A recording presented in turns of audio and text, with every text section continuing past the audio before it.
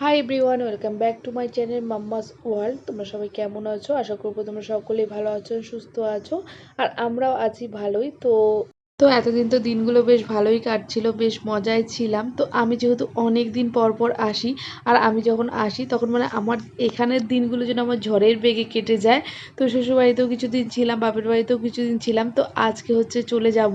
তো সেই জন্যই সকালবেলা এখানে ব্যাগ গোছাচ্ছিলাম। তো আজকে আমার বিকেলের ট্রেন, তো ধূপগুড়ি থেকে ট্রেন 4টার সময়। তো উত্তরবঙ্গে যাচ্ছি।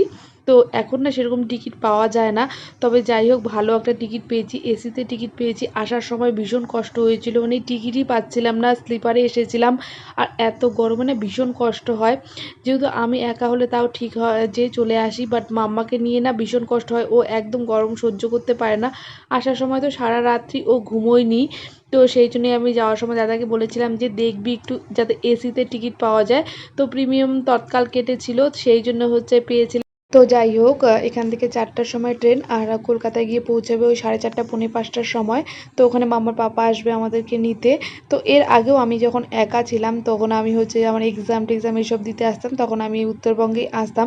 যেহেতু এই ট্রেনটা ধূপগুড়ির উপর দিয়ে যায়, আমার বাড়ি এখানেই।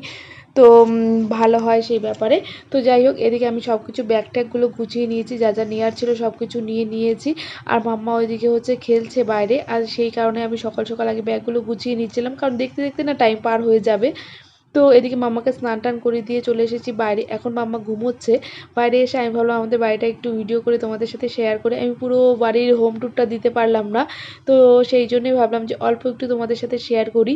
তো আমার বিয়ের পর আমাদের এই বাড়িটা বানানো হয়েছিল, তো দাদার বিয়ের আগে আগে বানানো হয়েছিল। তো তো দেখো, এদিকে হচ্ছে সামনের আমাদের ফ্রন্ট গেটটা, আর এই সামনের এই গ্রিলটা না অল টাইম টেনে রাখি, কারণ দাদার ছেলেটারা খুব দুষ্ট, ও শুধু বাইরে বেরিয়ে যায়। সেই জন্য দাদাকে বলেছি এটা হচ্ছে টেনে রাখবি, না হয়তো সিঁড়ি দিয়ে কখন পড়ে যাবে। আর সব সময় তো মানে চোখে চোখে দেখে রাখা সম্ভব না, সেই জন্য এই সামনের এই বড় গেটটা বন্ধ করে রাখে। আর ওই সাইডে আরেকটা দরজা আছে, ওইটা খোলা রাখে, আর ওইটা দিয়ে মানে লোক যাতায়াত করে, আমরা যাতায়াত করি। আর এটা হচ্ছে আমাদের গ্যারেজ ঘর। তো এখানে ইনভার্টার, স্কুটি, দাদার বাইক এইসবই রাখা থাকে। স্কুটিটা আমার ভীষণ শখের ছিল, বাট এখন না অনেকটা খারাপ হয়ে গেছে, এটাকে ঠিক করাতে হবে। তো যাই হোক, এপাশে দেখো একটা নারকেল গাছও আছে। তারপর ঘরে চলে এসেছিলাম, এসে দেখি মা সব কিছু পরিষ্কার করছে, রান্নাবান্না হয়ে গেছে। আমি যাবো জন্য আজকে সকাল সকালই মা সব কিছু রান্না করে নিয়েছে, আর গ্যাস ট্যাস এখন মুছে নিচ্ছে। আর মাম্মার জন্য এখন আমি রাতের খাবারটা করে নেবো, রাতে ওর জন্য ডালিয়া নিয়ে যাব। তো মা ওর জন্য বটলে দুধ, কলা, তারপরে বিস্কিট এসব দিয়ে দিয়েছিল, যে বিকেলবেলা খাওয়াতে। যেহেতু আমাদের ট্রেন 4টের সময় ছিল, তো মাম্মা ঘুম থেকে উঠে ওই টাইমে খায়। তো আমরা যেহেতু আজকে একটু আগে আগেই বেরিয়ে গেছি, মাম্মাকে একবার ঘুমিয়েছিল, ও একবার টাকা দিয়ে ও ঘুম থেকে উঠে গেছিলো। তো তারপরে ওকে আর কিচ্ছু খাওয়াইনি, একবারে নিয়ে চলে এসেছি। সেই জন্য মা সব দিয়ে দিয়েছিলো, আমার রাতের খাবারও দিয়ে দিয়েছিল। তো আমি ধূপগুড়ি পৌঁছে গেছি, এখন আমি যাচ্ছি স্টেশনের দিকে। তো দাদা হচ্ছে সকালেই চলে এসেছিলো ধূপগুড়িতে, ওর যেহেতু অফিস এখানে, তো সেই জন্য ও সকালেই এসে গেছিলো। তো আমি ডাইরেক্ট স্টেশনে চলে এসেছি, এখান থেকে দাদা হচ্ছে চলে আসবে, ওকে ফোন করে দিয়েছি, ও এসে আমাদের ট্রেনে তুলে দিয়ে তারপরে আবার অফিসে চলে যাবে। তো আমরা এখন বসে আছি। তো স্টেশনটা না আবার নতুন করে এখানে বানাচ্ছে অনেক কিছু, সেই জন্য এত মাটি মাটি হয়ে আছে।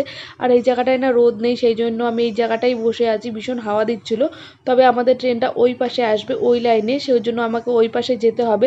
যেহেতু ব্যাগ আছে আর মাম্মাও আছে সঙ্গে, তাই ভাবছিলাম যে দাদা আসুক তারপরে ওই পাশে যাব।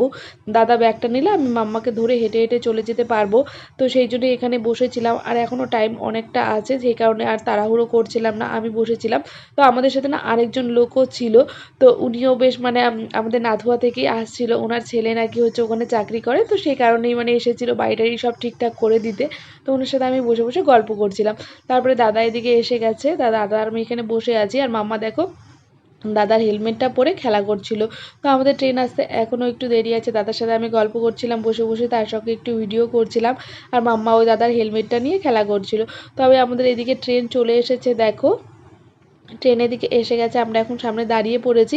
তো আজকে না একদম টাইম মতো ট্রেনটা এসেছে, অন্যান্য সময় আমি যখন যাই মানে অনেকটা লেট থাকে, তবে আজকে একদম পারফেক্ট টাইমে এসেছে। তো মাম্মা দেখে বলছে এটা এই ট্রেনে আমরা যাবো, আমি বলছি হ্যাঁ আমরা এই ট্রেনে যাব। তো আমাদের যেহেতু এসি কোচ, সেই জন্য আমাদের তো একদম সামনে, তো উঠেই নাকি ট্রেনের মধ্যে মাম্মার ঠান্ডা লাগছিল, আর ও ভীষণ খুশি এসি দেখেছে, যে এসি আছে ট্রেনের মধ্যে। এর আগের দিন যেহেতু ও একটু মানে গরমের মধ্যে ছিল, সেই জন্য বলছিল মাম্মা আজকে এসি আছে। তো ট্রেনে উঠে নাকি মাম্মার ঠান্ডা লাগছিল। তো আমি যেহেতু ফুল জামা কাপড় মাম্মার নিয়ে আসিনি, এখানে যেহেতু অনেক গরম, তো সেই কারণে মাম্মার না ফুল স্লিভ বা ফুল প্যান্ট কিছুই আমি নিয়ে আসিনি। সেই জন্য এখানে ওই এসিতে তো চাদর বালিশ এসব দেয়, ওগুলো দিয়ে ওকে হচ্ছে এখানে শুয়ে দিয়েছিলাম। ও বলছিল আমি শুয়ে থাকি, যে ঠিক আছে তাহলে তুমি শুয়ে থাকো।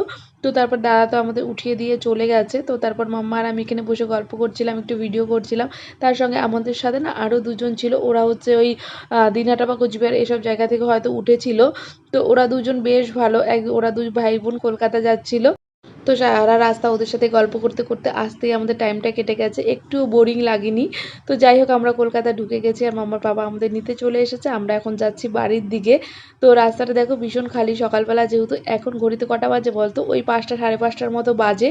তো যাই হোক আমরা এখন বাড়ি যাই। ভিডিওটা কেমন লাগলো অবশ্যই কমেন্ট করে জানিও, আর ভিডিওটা যদি ভালো লাগে প্লিজ আমাদের চ্যানেলটিকে সাবস্ক্রাইব করে আমাদের পাশে থেকো। আবার দেখা হবে নতুন একটি ভিডিওর সঙ্গে, ততক্ষণ তোমরা ভালো থেকো, সুস্থ থেকো, বাই।